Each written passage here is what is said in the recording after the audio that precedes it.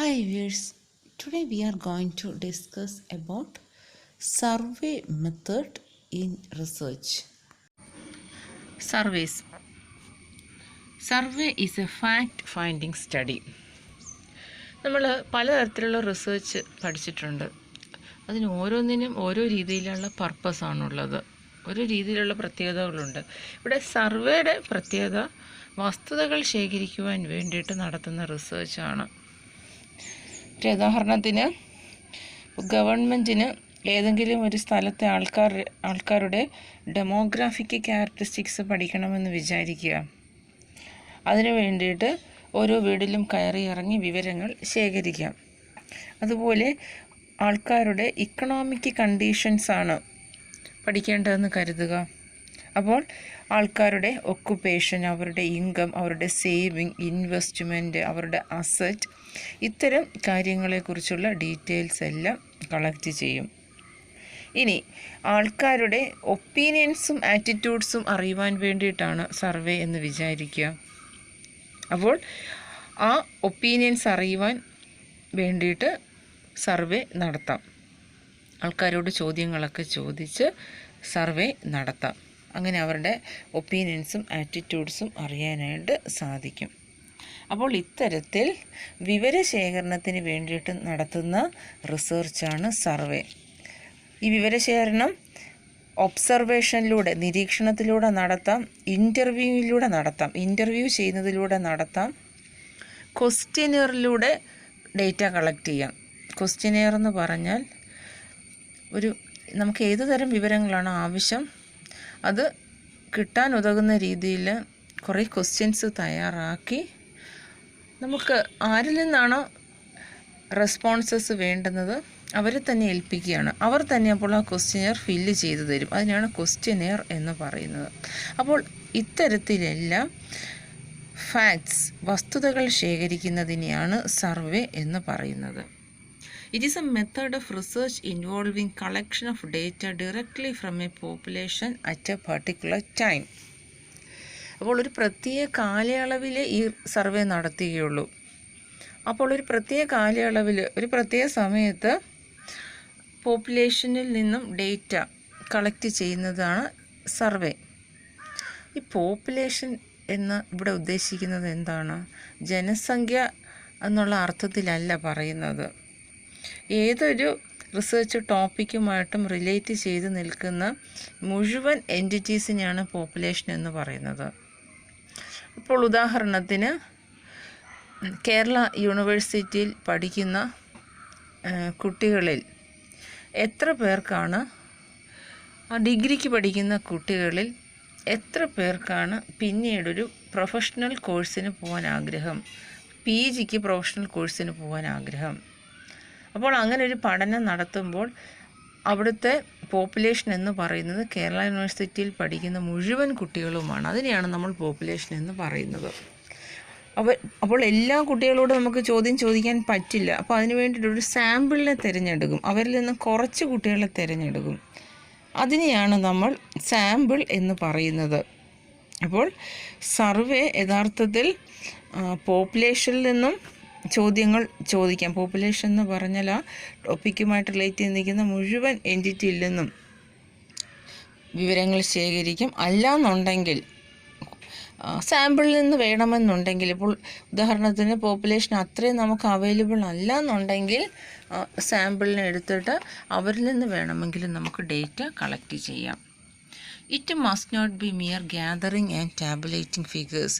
എന്നർത്ഥത്തിൽ survey എന്ന് കേൾക്കുമ്പോൾ തന്നെയും നമുക്ക് തോന്നും കുറേ ഡേറ്റ കളക്ട് ചെയ്തിട്ട് അത് ടാബുലേറ്റ് ചെയ്യുക, അത്രയേ ഉള്ളൂ ജോലി. വിവരങ്ങളെല്ലാം ശേഖരിച്ചിട്ട് അതിനെ ഒരു ടേബിളിലേക്ക് കൺവേർട്ട് ചെയ്തിട്ട് അതിന് കൃത്യമായിട്ടൊരു കണക്ക് സൂക്ഷിക്കുക. ഇത്രയുമാണ് സർവേ കൊണ്ട് സാധാരണഗതിയിൽ ചിന്തിക്കുന്നത്. പക്ഷേ അത് യഥാർത്ഥത്തിൽ അതങ്ങനെയല്ല.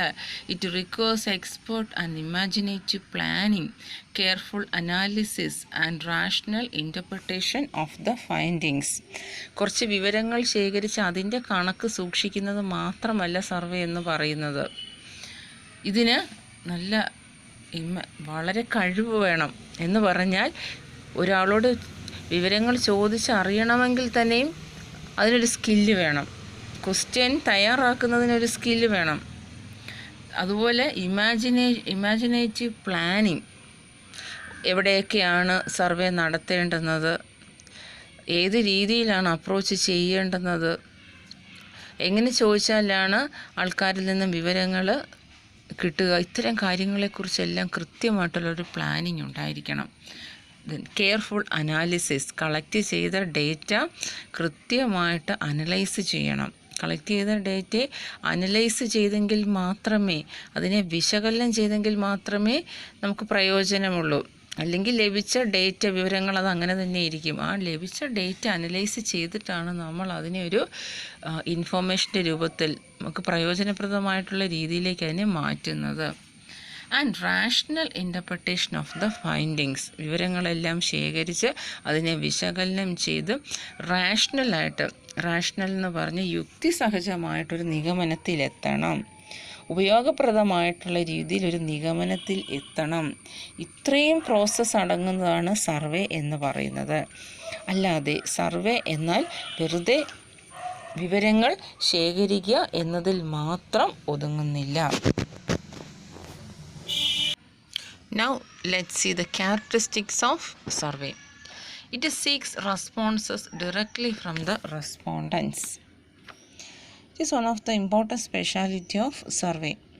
സർവേയുടെ ഏറ്റവും പ്രധാനപ്പെട്ട ഒരു പ്രത്യേകത ഇതാണ്, നേരിട്ട് റെസ്പോണ്ടൻസിൽ നിന്നും ഡേറ്റ കളക്ട് ചെയ്യുകയാണ്. യഥാർത്ഥത്തിൽ ആ റെസ്പോണ്ടൻറ്റ് എവിടെയാണോ താമസിക്കുന്നത് അവിടെ ചെന്നിട്ടാവാം ചിലപ്പോൾ ഡേറ്റ കളക്ട് ചെയ്യുന്നത്. അപ്പോൾ ആ ഒരു നാച്ചുറൽ സെറ്റിങ്ങിൽ തന്നെ എവിടെയാണോ താമസിക്കുന്നത് അവിടെ ചെന്ന് എടുക്കാമെന്ന് പറഞ്ഞാൽ സത്യസന്ധമായിട്ടുള്ള വിവരങ്ങൾ കണ്ട് മനസ്സിലാക്കി തന്നെയും ഡേറ്റ കളക്ട് ചെയ്യാനായിട്ട് സാധിക്കും. അപ്പോൾ ഡയറക്റ്റായിട്ട് റെസ്പോണ്ടൻസിൽ നിന്നും ഡേറ്റ കളക്ട് ചെയ്യുകയാണ്.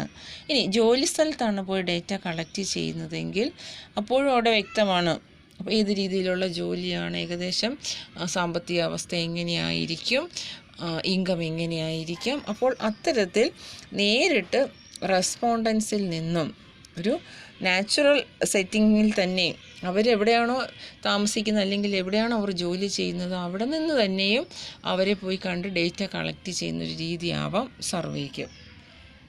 It can cover very large population. Survey കൊണ്ട് ധാരാളം ആൾക്കാരെ കാണാനായിട്ട് സാധിക്കും. എന്ന് പറഞ്ഞാൽ എത്ര പേരാണോ ആ ഒരു ടോപ്പിക്കുമായിട്ട് റിലേറ്റ് ചെയ്തിരിക്കുന്നത് അത്രയും പേരെയും പോയി കാണാനായിട്ട് സാധിക്കും. അതാണ് നല്ല സർവേയുടെ അല്ലെങ്കിൽ ഒരു സർവേയുടെ റിസൾട്ട് കറക്റ്റ് ആയിരിക്കണമെന്നുണ്ടെങ്കിൽ ആ ടോപ്പിക്കുമായിട്ട് റിലേറ്റ് ചെയ്ത് നിൽക്കുന്ന മുഴുവൻ പേരെയും പോയി കാണണം എന്നുള്ളതാണ്.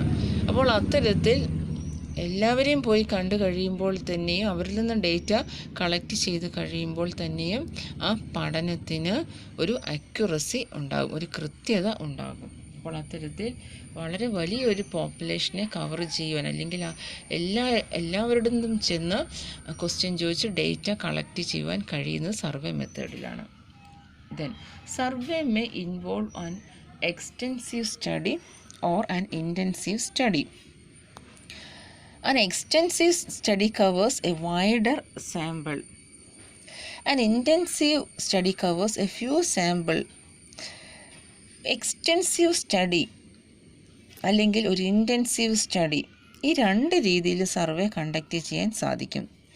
എക്സ്റ്റെൻസീവ് സ്റ്റഡി എന്ന് പറഞ്ഞാൽ ധാരാളം സാമ്പിളിനെ സെലക്ട് ചെയ്ത് അവരിൽ നിന്നെല്ലാം ഡേറ്റ കളക്ട് ചെയ്യുന്നതിനാണ് എക്സ്റ്റെൻസീവ് സ്റ്റഡി എന്ന് പറയുന്നത്. വ്യാപകമായിട്ടെന്ന് പറഞ്ഞാൽ ആ ഒരു പഠനവുമായിട്ട് റിലേറ്റ് ചെയ്ത് നിൽക്കുന്ന ഏറ്റവും കൂടുതൽ ആൾക്കാരെ, മാക്സിമം ആൾക്കാരെ പോയി ഡേറ്റ കളക്ട് ചെയ്യുന്നതിനെയാണ് നമ്മൾ എക്സ്റ്റെൻസീവ് സ്റ്റഡി എന്ന് പറയുന്നത്. ഇൻറ്റൻസീവ് സ്റ്റഡി എന്ന് പറഞ്ഞാൽ വളരെ കുറച്ച് ആൾക്കാരെ കാണുകയുള്ളൂ, പക്ഷേ അതിനെ വളരെ ആഴത്തിൽ പഠിക്കും. ഇപ്പോൾ ഇപ്പോൾ ഞാൻ നേരത്തെ പറഞ്ഞല്ലോ, കേരള യൂണിവേഴ്സിറ്റിയിൽ ഡിഗ്രിക്ക് പഠിക്കുന്ന എത്ര കുട്ടികൾക്കാണ് പിന്നീട് പ്രൊഫഷണൽ കോഴ്സിന് പോകാൻ താല്പര്യം. അപ്പോൾ എക്സ്റ്റെൻസീവ് സ്റ്റഡി ആണെങ്കിൽ എല്ലാ കോഴ്സിൽ നിന്നും കുട്ടികളെ സാമ്പിൾ തിരഞ്ഞെടുത്തിട്ട് അവരിൽ നിന്നെല്ലാം വിവരങ്ങൾ ശേഖരിക്കും. പക്ഷേ ഇൻറ്റൻസീവ് സ്റ്റഡി അങ്ങനെയല്ല. ഏതെങ്കിലും കുറച്ച് കോഴ്സസ് ചെയ്യുന്ന കുട്ടികളെ, ഇപ്പോൾ ഉദാഹരണത്തിന് പ്രൊഫഷണൽ കോഴ്സ്, ഇപ്പം ഡിഗ്രി തലത്തിൽ ലാംഗ്വേജ് പഠിക്കുന്ന കുറച്ച് പേർ, അവരെ തിരഞ്ഞെടുക്കും. സാധാരണ ലാംഗ്വേജ് പഠിക്കുന്നവർ അപൂർവമായിട്ടായിരിക്കാം പ്രൊഫഷണൽ കോഴ്സ് തിരഞ്ഞെടുക്കുക എന്നുള്ള ധാരണയിൽ അവരിൽ എത്ര പേരാണ് പോവേണ്ടുന്നത് എന്നറിയുവാൻ വേണ്ടിയിട്ട് അവരിൽ തന്നെ ഒരു ഇൻറ്റൻസീവായിട്ട് സ്റ്റഡി ചെയ്യുക. ലാംഗ്വേജ് സെലക്ട് ചെയ്ത് കുട്ടികളെ മാക്സിമം എടുത്തിട്ട് അവരോട് ക്വസ്റ്റ്യൻസ് ചോദിച്ചിട്ട് അവരെ മാത്രം ബേസ് ചെയ്ത് പഠിക്കുക. അതാണ് ഇൻറ്റൻസീവ് സ്റ്റഡി എന്ന് പറയുന്നത്. അപ്പോൾ ഇത്തരത്തിലുള്ള അപ്രോച്ച് സർവേയിൽ ഉപയോഗിക്കുന്നുണ്ട്. ഒന്നെങ്കിൽ എക്സ്റ്റെൻസീവായിട്ടുള്ള സ്റ്റഡി അല്ലെങ്കിൽ ഇൻറ്റൻസീവ് സ്റ്റഡി. എക്സ്റ്റെൻസീവ് എന്ന് പറഞ്ഞാൽ ഓരോ ഏരിയാസിൽ നിന്നും ഓരോ സെക്ടറിൽ നിന്നും ഇതുപോലെ സാമ്പിളിനെ തിരഞ്ഞെടുത്തിട്ട് അവരിൽ നിന്നെല്ലാം ഓരോ സെഗ്മെൻറ്റിൽ നിന്നും സാമ്പിളിനെ തിരഞ്ഞെടുത്തിട്ട് അവരോടെല്ലാം ചോദ്യങ്ങൾ ചോദിച്ച് വിവരശേഖരണം നടത്തും. ഇൻറ്റൻസീവ് എന്ന് വെച്ചാൽ അങ്ങനെയല്ല. ഇതുപോലെ എല്ലാ സെഗ്മെൻറ്റിൽ നിന്നും ആൾക്കാരെ എടുക്കത്തില്ല. കുറച്ച് സെഗ്മെൻറ്റിനെ തിരഞ്ഞെടുത്ത് അവിടെ നിന്നും ആൾക്കാരെ സെലക്ട് ചെയ്തിട്ട് അവരിൽ വളരെ ഡീപ്പായിട്ട് പഠിക്കുകയാണ്. ഇതിനെയാണ് നമ്മൾ ഇൻറ്റൻസീവ് സ്റ്റഡി എന്ന് പറയുന്നത്. Then for generalization, researchers can use either extensive or intensive study. ഈ രണ്ട് മെത്തേഡ് ഉപയോഗിച്ചുകൊണ്ട് നമുക്കൊരു ജനറലൈസേഷൻ പോസിബിളാണ്. ജനറലൈസേഷൻ എന്ന് പറഞ്ഞാൽ ഞാൻ കഴിഞ്ഞ ക്ലാസ്സിലൊക്കെ പറഞ്ഞിട്ടുണ്ട്, ഒരു പൊതു തത്വത്തിൽ എത്തിച്ചേരുക. ഇപ്പോൾ നേരത്തെ നമ്മൾ പറഞ്ഞ എക്സാമ്പിളാണെങ്കിലും കുറേയേറെ കുട്ടികളിൽ പഠനം നടത്തി അവസാനം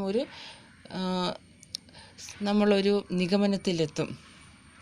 കേരള യൂണിവേഴ്സിറ്റിയിൽ പഠിക്കുന്ന കുട്ടികളിൽ എത്ര ശതമാനം, ഡിഗ്രിക്ക് പഠിക്കുന്ന കുട്ടികളിൽ എത്ര ശതമാനം പേർ പ്രൊഫഷണൽ കോഴ്സ് തിരഞ്ഞെടുക്കുന്നു, അത്തരത്തിലൊരു നിഗമനത്തിലെത്തുന്നതിനെയാണ് ജനറലൈസേഷൻ, ഒരു പൊതു തത്വത്തിലെത്തുന്നതിനെയാണ് ജനറലൈസേഷൻ എന്ന് പറയുന്നത്.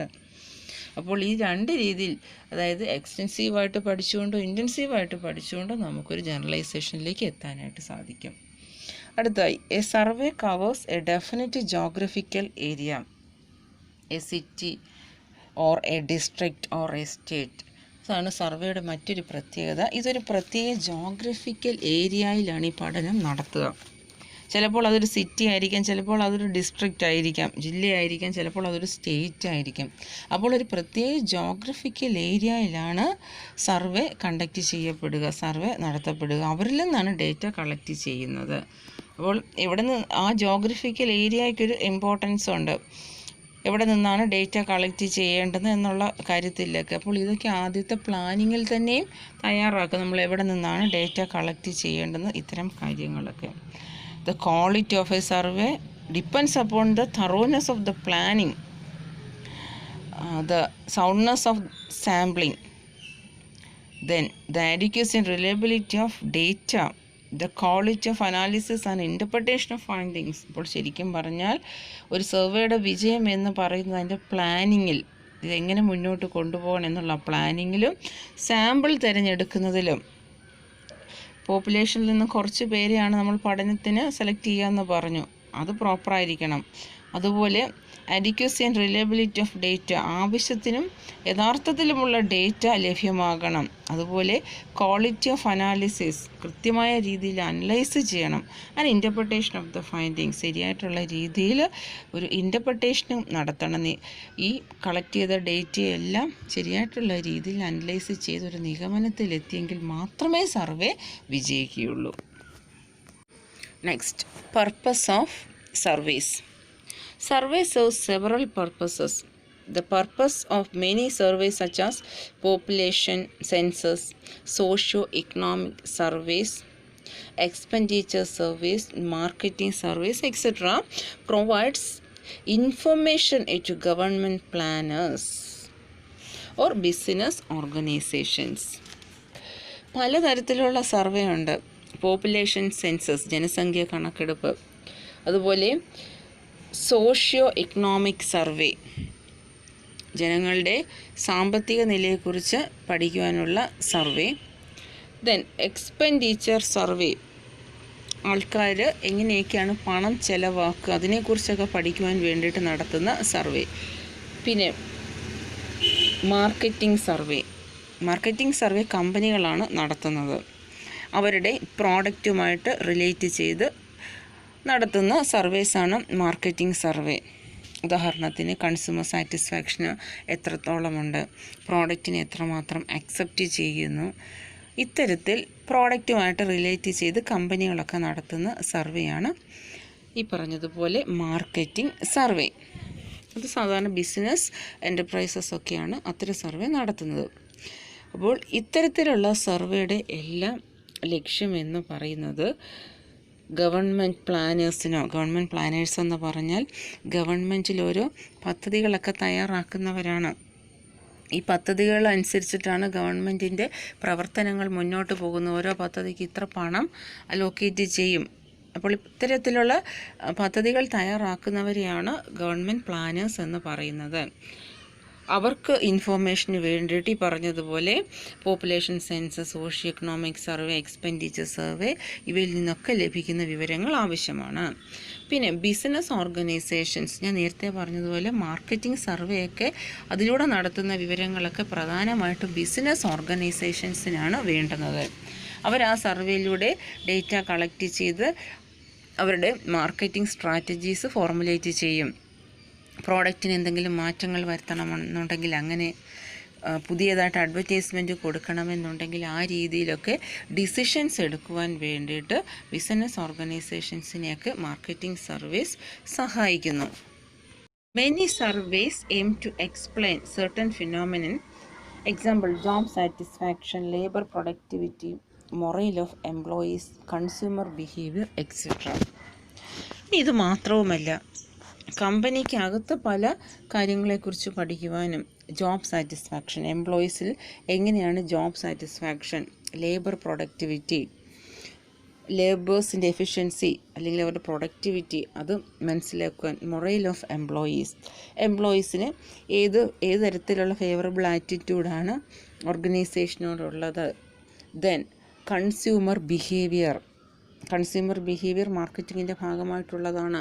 ഒരു പ്രോഡക്റ്റ് വാങ്ങിക്കുന്നതിന് കൺസ്യൂമറിൻ്റെ മോട്ടീവ് എന്താണ്, അവരുടെ കൺസ്യൂമർ സാറ്റിസ്ഫാക്ഷൻ എന്താണ്, അപ്പോൾ അവർക്ക് എന്തെങ്കിലും കംപ്ലയിൻസ് ഉണ്ടോ, ഇത്തരം കാര്യങ്ങളെക്കുറിച്ചൊക്കെ പഠിക്കുവാനും സർവേ മെത്തേഡ് ഉപയോഗിക്കാറുണ്ട്. അപ്പോൾ ഇത് ഗവൺമെൻറ്റിലും അതുപോലെ ബിസിനസ് സ്ഥാപനങ്ങൾക്ക് മാർക്കറ്റിംഗ് ഡീറ്റെയിൽസ് അറിയുവാൻ വേണ്ടിയിട്ട് മാത്രമില്ല, പിന്നെയോ ഓർഗനൈസേഷനകത്തെ HRM ഒക്കെ മേഖലകളുമായിട്ടെല്ലാം റിലേറ്റ് ചെയ്ത്, പ്രൊഡക്ഷൻസ് ഡിപ്പാർട്ട്മെൻറ്റ് അവരുടെ ആക്ടിവിറ്റീസ് അതുമായിട്ടെല്ലാം റിലേറ്റ് ചെയ്തിട്ടുള്ള ധാരാളം കാര്യങ്ങൾക്ക് വേണ്ടിയിട്ട് സർവേ മെത്തേഡ് ഉപയോഗിക്കാറുണ്ട്. കമ്പനിക്കകത്ത് ജോബ് സാറ്റിസ്ഫാക്ഷൻ അല്ലെങ്കിൽ ലേബർ പ്രൊഡക്ടിവിറ്റി, അപ്പോൾ ഇത്തരം കാര്യത്തിലൊക്കെ സർവേ നടത്തുമ്പോൾ ആരാണ് അവിടെ പോപ്പുലേഷൻ, ആരിൽ നിന്നാണ് നമ്മൾ ഡേറ്റ കളക്ട് ചെയ്യേണ്ടുന്നത്, അവിടുത്തെ ലേബേഴ്സിൽ നിന്നുമാണ് ഡേറ്റ കളക്ട് ചെയ്യേണ്ടുന്നത്. ധാരാളം ലേബേഴ്സ് ഉണ്ടെങ്കിൽ അത്രയും പേരുടെ അടുത്തൊന്നും ഡേറ്റ കളക്ട് ചെയ്യാൻ പറ്റില്ല. അപ്പോൾ നമ്മൾ അവരിൽ നിന്നൊരു സാമ്പിളിനെ തിരഞ്ഞെടുക്കും. സാമ്പിൾ എന്ന് പറഞ്ഞാൽ ഇപ്പോൾ എല്ലാ ഡിപ്പാർട്ട്മെൻറ്റ്സിൽ നിന്നും കുറച്ച് ലേബേഴ്സിനെ തിരഞ്ഞെടുക്കും. അതാണ് സാമ്പിൾ എന്ന് ഉദ്ദേശിക്കുന്നത്.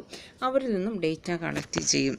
അപ്പോൾ കമ്പനിക്ക് പുറത്താണെങ്കിൽ കൺസ്യൂമേഴ്സിൽ നിന്നോ ഡീലേഴ്സിൽ നിന്നോ ഒക്കെ ഡേറ്റ കളക്ട് ചെയ്യാം. കമ്പനിക്കകത്താണെങ്കിൽ ലേബേഴ്സിൽ നിന്നൊക്കെയാണ് ഡേറ്റ കളക്ട് ചെയ്യുന്നത്. അവർക്കിടയിലാണ് സർവേ നടത്തുന്നത്. അത് നേരത്തെ പറഞ്ഞാൽ അവരെ ഒബ്സർവ് ചെയ്തുകൊണ്ടോ അവരെ ഇൻ്റർവ്യൂ ചെയ്തുകൊണ്ടോ അല്ലെങ്കിൽ ഒരു ക്വസ്റ്റ്യനെയർ അവരുടെ കയ്യിൽ ഏൽപ്പിച്ച് അവർ തന്നെ ഫില്ല് ചെയ്തോ ഒക്കെ നമുക്ക് വിവരങ്ങൾ ശേഖരിക്കുവാൻ കഴിയും.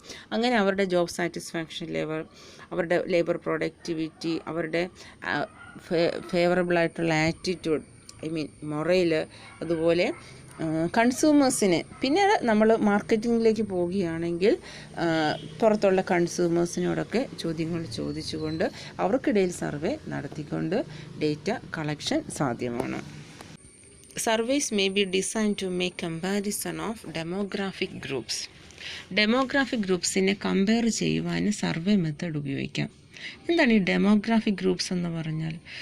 ഏതെങ്കിലും ഒരു ഡെമോഗ്രാഫിക് ക്യാരക്ടറിസ്റ്റിക് ഉപയോഗിച്ചുകൊണ്ട് ഡിവൈഡ് ചെയ്യുന്നതിനെയാണ്, പോപ്പുലേഷനെ ഡിവൈഡ് ചെയ്യുന്നതിനെയാണ് നമ്മൾ ഡെമോഗ്രാഫിക് ഗ്രൂപ്പ് എന്ന് പറയുന്നത്. ഡെമോഗ്രാഫിക് ക്യാരക്ടറിസ്റ്റിക്സ് എന്ന് വെച്ചാൽ എന്തൊക്കെയാണത്?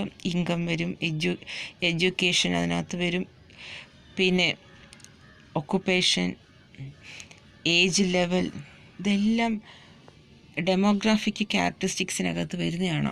അപ്പോൾ ഇതിലേതെങ്കിലും ഒന്നിനെ എടുത്ത് നമ്മൾ ആൾക്കാരെ പല ഗ്രൂപ്പുകളായിട്ട് ഡിവൈഡ് ചെയ്തിട്ട് അവർക്കിടയിൽ അവരെ കമ്പയർ ചെയ്ത് പഠിക്കുക. അതാണ് comparative study of demographic groups എന്ന് പറയുന്നത്.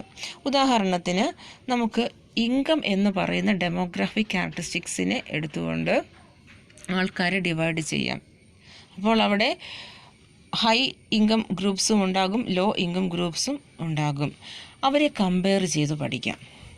അവരുടെ ഇൻകം ലെവൽ തന്നെ എത്രയാണ്, അവരുടെ എക്സ്പെൻഡിച്ചർ എങ്ങനെയാണ്, അവരെങ്ങനെയാണ് പ്രോഡക്റ്റ്സ് പർച്ചേസ് ചെയ്യുന്നത്, ഏത് തരത്തിലുള്ള പ്രോഡക്റ്റ്സാണ് പർച്ചേസ് ചെയ്യുന്നത്, ഇങ്ങനെ നിരവധി കാര്യങ്ങൾ, അവരുടെ ഒക്കുപേഷൻ എന്താണ്. അപ്പോൾ ഇത്തരത്തിലെല്ലാം അവരെ കമ്പയർ ചെയ്ത് പഠിക്കാം.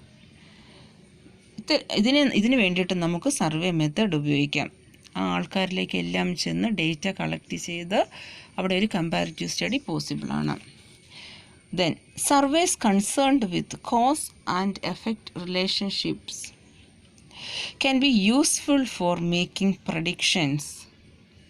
ഇനി സർവേയുടെ മറ്റൊരു പർപ്പസ് എന്ന് പറയുന്നത് കോസ് ആൻഡ് എഫക്റ്റ് റിലേഷൻഷിപ്പ് പഠിക്കാം. ഒരു എക്സാമ്പിൾ പറയാം. ഇൻകം ഇൻക്രീസ് ചെയ്യുന്നതിനനുസരിച്ച് ഡ്യൂറബിൾ ഗുഡ്സിൻ്റെ പർച്ചേസിൽ എന്ത് മാറ്റമാണ് സംഭവിക്കുന്നത്? ഇതൊരു കൺസ്യൂമർ ബിഹേവിയർ സർവേയുടെ ഭാഗമായിട്ട് പഠിക്കുന്നൊരു കാര്യമാണ്. അപ്പോൾ ഇങ്ങനെ ഇൻകം ഇൻക്രീസ് ചെയ്യുന്നതിനനുസരിച്ച് അതാണ് അവിടെ കോസ്.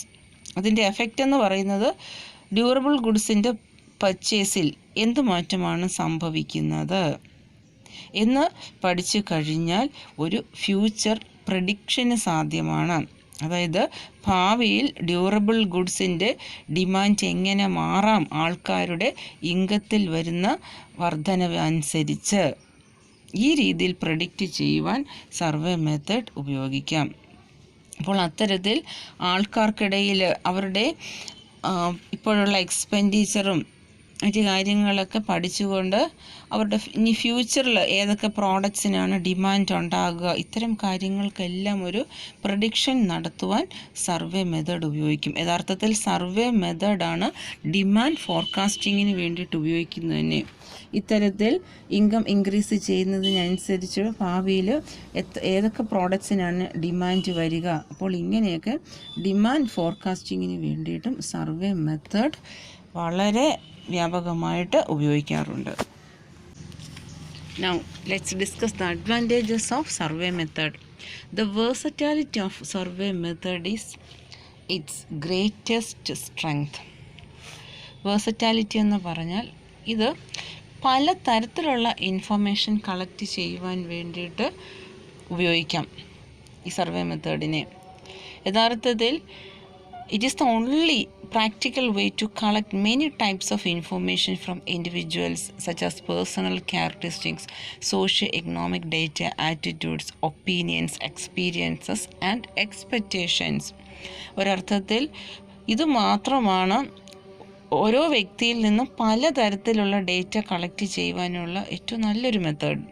അവരുടെ പേഴ്സണൽ ക്യാരക്ടറിസ്റ്റിക്സ് കളക്ട് ചെയ്യാം. അതായത് ഒരു തവണ ഒരു വ്യക്തിയിൽ നിന്നും നമ്മളൊരു ക്വസ്റ്റ്യനെയറുമായിട്ട് പോവുകയാണെങ്കിൽ, ഒരു ഇൻ്റർവ്യൂ നടത്തുകയാണെങ്കിൽ അവരുടെ പേഴ്സണൽ ക്യാരക്ടറിസ്റ്റിക്സ് നമുക്ക് കളക്ട് ചെയ്യാം, മനസ്സിലാക്കാം. അവരിൽ നിന്ന് സോഷ്യോ എക്കണോമിക് ഡേറ്റ കളക്ട് ചെയ്യാം.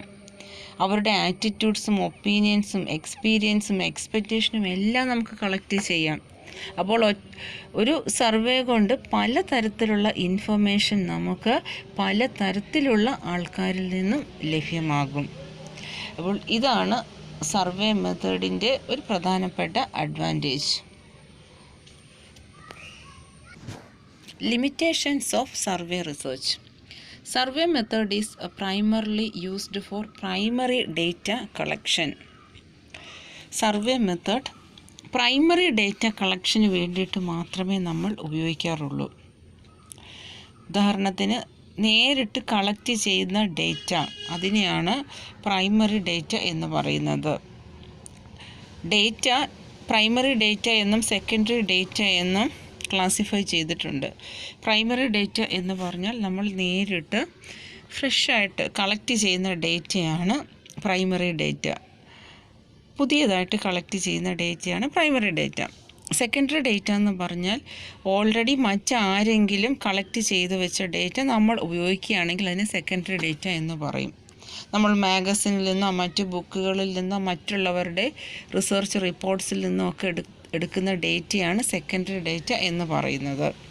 അപ്പോൾ ഇതിനെക്കുറിച്ചൊക്കെ നമ്മൾ വളരെ ഡീറ്റെയിൽഡായിട്ട് പിന്നീട് പഠിക്കും. കേട്ടല്ലോ, ഡേറ്റ കളക്ഷൻ മെത്തേഡ്സിനെ കുറിച്ചും ടൈപ്സ് ഓഫ് ഡേറ്റയൊക്കെ.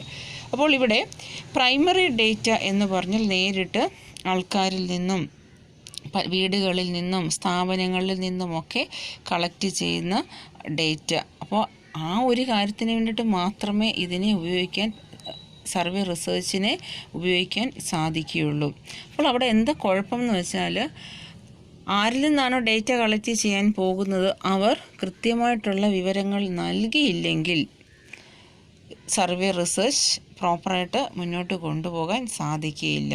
അപ്പോൾ ആരോടാണോ ചോദ്യങ്ങൾ ചോദിക്കുന്നത് അവരുടെ മറുപടി ആശ്രയിച്ചാണ് സർവേ റിസർച്ച് ഇരിക്കുന്നത്. എന്ന് പറഞ്ഞാൽ ആ സർവേ റിസർച്ചിൻ്റെ അക്യുറസി ആരോടാണോ നമ്മൾ ചോദ്യം ചോദിക്കുന്നത് അവരുടെ റെസ്പോൺസസുമായിട്ട് റിലേറ്റ് ചെയ്തിരിക്കുകയാണ്. നമ്മളൊരു ചോദ്യം ചോദിച്ചു കഴിഞ്ഞാൽ റെസ്പോണ്ടൻസ് എന്ന് പറഞ്ഞാൽ നമ്മൾ ആരോടാണ് ചോദ്യം ചോദിക്കുന്നത് അവരെയാണ് റെസ്പോണ്ടൻസ് എന്ന് പറയുന്നത്. അവർ വില്ലിങ് അല്ല എന്നുണ്ടെങ്കിൽ, അവർ റിസർച്ചറിന് ഒരു ഉത്തരവും നൽകാൻ അവരതിന് തയ്യാറല്ലെങ്കിൽ റിസർച്ച് മെത്തേഡ് ഒരു സക്സസ് ആയിട്ട് മുന്നോട്ട് കൊണ്ടുപോകാൻ സാധിക്കുകയില്ല. അടുത്തതായിട്ട്, its feasibility depends upon the willingness and cooperation of the respondents. അപ്പോൾ വില്ലിങ്നെസ് ഇല്ല എന്നുണ്ടെങ്കിൽ ഞാൻ നേരത്തെ പറഞ്ഞതുപോലെ റിസർച്ച് കണ്ടക്ട് ചെയ്യാൻ സാധിക്കുകയില്ല. Then a sample survey is subject to sampling error. Sampling എററും പിന്നീട് നമുക്ക് വളരെ ഡീറ്റെയിൽഡായിട്ട് പഠിക്കേണ്ടതാണ്. സാമ്പിളിംഗ് എറർ എന്ന് ഉദ്ദേശിക്കുന്നത് നേരത്തെ പറഞ്ഞല്ലോ, നമുക്ക് ഡേറ്റ കളക്ട് ചെയ്യണമെന്നുണ്ടെങ്കിൽ ആ ടോപ്പിക്കുമായിട്ട് റിലേറ്റ് ചെയ്ത് നിൽക്കുന്ന മുഴുവൻ ആൾക്കാരെ അല്ലെങ്കിൽ മുഴുവൻ സ്ഥാപനങ്ങളെ ആണ് പോപ്പുലേഷൻ എന്ന് പറയുന്നത്. അപ്പോൾ അത്രയും പേരെ നമുക്ക് സമീപിക്കുവാനോ ഡേറ്റ കളക്ട് ചെയ്യാൻ സാധിക്കുകയില്ല. അപ്പോൾ അതുകൊണ്ട് അവരിൽ നിന്നും ഒരു സാമ്പിളിനെ നമ്മൾ തിരഞ്ഞെടുക്കും. ഞാൻ നേരത്തെ ഒരു എക്സാമ്പിൾ പറഞ്ഞല്ലോ, കേരള യൂണിവേഴ്സിറ്റിയിൽ പഠിക്കുന്ന കുട്ടികളുടെ കാര്യം.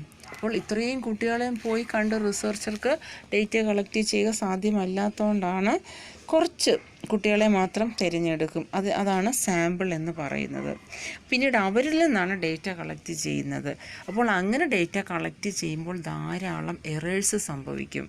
ഉദാഹരണത്തിന്, ഈ തിരഞ്ഞെടുക്കുന്ന സാമ്പിൾ നമ്മളുടെ ടോപ്പിക്കിനെ റെപ്രസെൻറ്റ് ചെയ്യുന്നതല്ല എന്നുണ്ടെങ്കിൽ, അപ്പോൾ നമ്മളുടെ ടോപ്പിക്കിനെ സംബന്ധിച്ച് പല ഇന്ന കാറ്റഗറിയിൽപ്പെട്ട ആൾക്കാരെയാണ് വേണ്ടുന്നത്, ഇന്ന ക്യാരക്ടറിസ്റ്റിക്സ് ഉള്ള ആൾക്കാരെയാണ് വേണ്ടുന്നത്.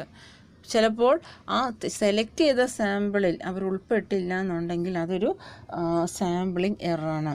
പിന്നീട് നമ്മൾ തിരഞ്ഞെടുത്തവർ കൃത്യമായ രീതിയിൽ റെസ്പോൺസസ് തന്നില്ലെങ്കിൽ അതും സാമ്പിളിംഗ് എററിനകത്ത് ഉൾപ്പെടുന്നതാണ്. അപ്പോൾ ഇങ്ങനെയൊക്കെയുള്ള സാമ്പിളിംഗ് എറർ സംഭവിക്കുവാൻ സാധ്യതയുണ്ട്.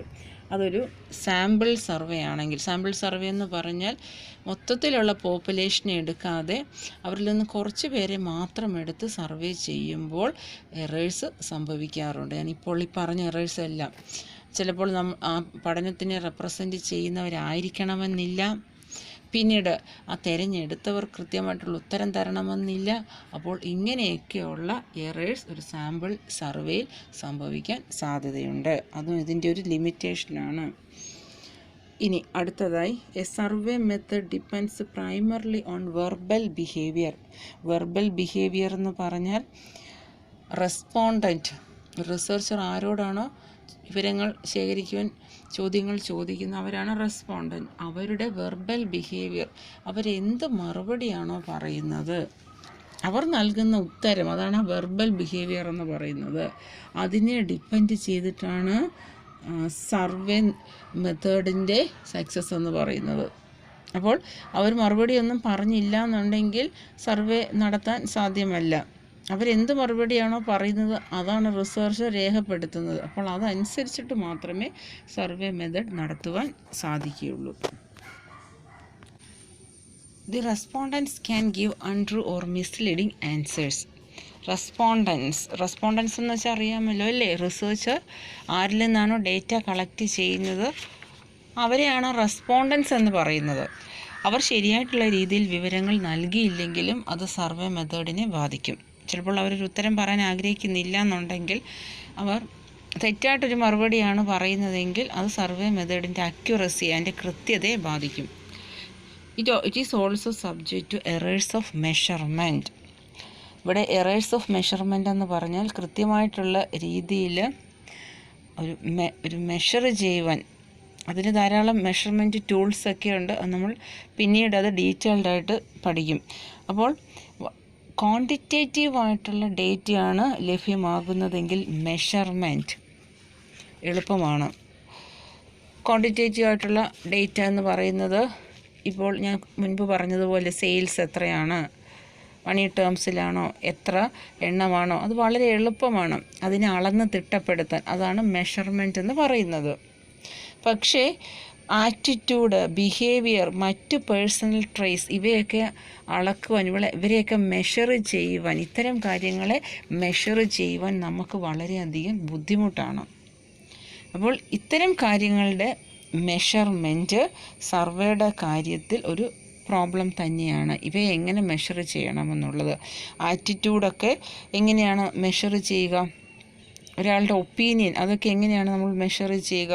അപ്പോൾ അതൊക്കെ സർവേ റിസർച്ചിനെ സംബന്ധിച്ച് ചില ലിമിറ്റേഷൻ തന്നെയാണ്. ഇനി ഇവയാണ് നമ്മൾ എറേഴ്സ് ഓഫ് മെഷർമെൻ്റ് എന്ന് പറയുന്നത്. ഇത്തരം കാര്യങ്ങൾ, മറ്റുള്ള അഭിപ്രായങ്ങൾ, മറ്റുള്ളവരുടെ ആറ്റിറ്റ്യൂഡ് ഇവയൊക്കെ വിലയിരുത്തേണ്ടി വരുമ്പോൾ അതിനകത്ത് പല എറേഴ്സും സംഭവിക്കും. അവയാണ് എറേഴ്സ് ഓഫ് മെഷർമെൻറ്റ് എന്നുദ്ദേശിക്കുന്നത്. അടുത്തതായി, there is a limit of the number of items of information that can be collected in a single survey.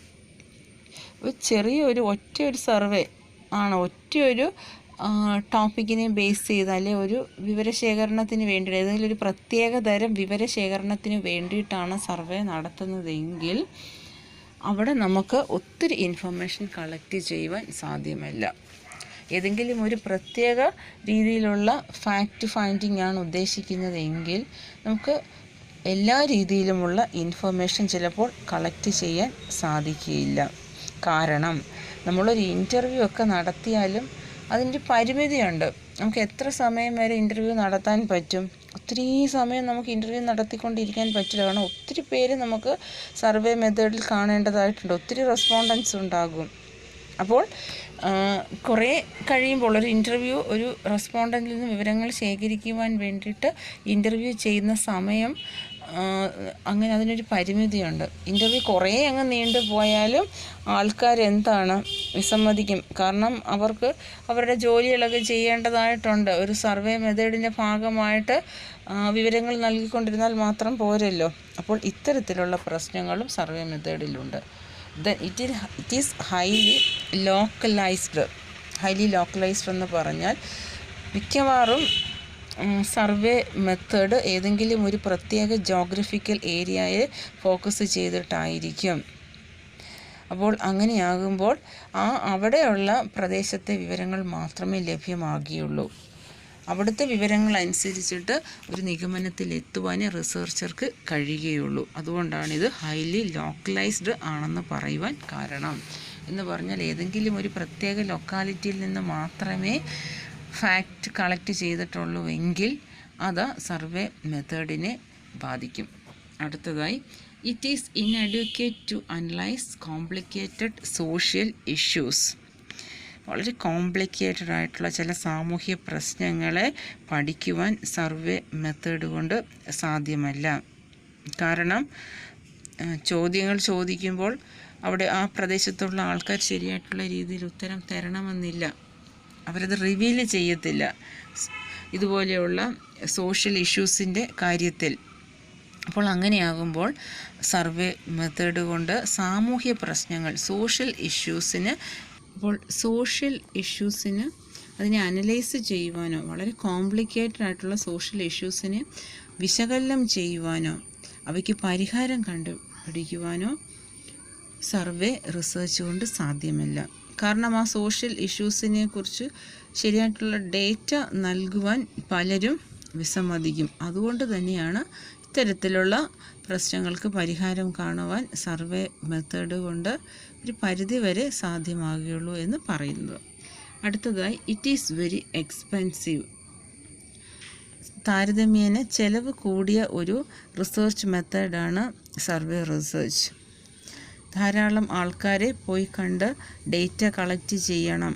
അതുതന്നെയും വളരെ എക്സ്പെൻസീവ് ആയിട്ടുള്ളൊരു പ്രോസസ്സാണ്. അപ്പോൾ ഇത്തരം കാരണങ്ങൾ കൊണ്ട് തന്നെയും സർവേ മെത്തേഡ് എക്സ്പെൻസീവ് ആയിട്ടുള്ള ഒരു റിസർച്ച് മെത്തേഡാണ്. ഇതും അതിൻ്റെ ലിമിറ്റേഷനായി കരുതപ്പെടുന്നു. Assignment question: explain about survey method.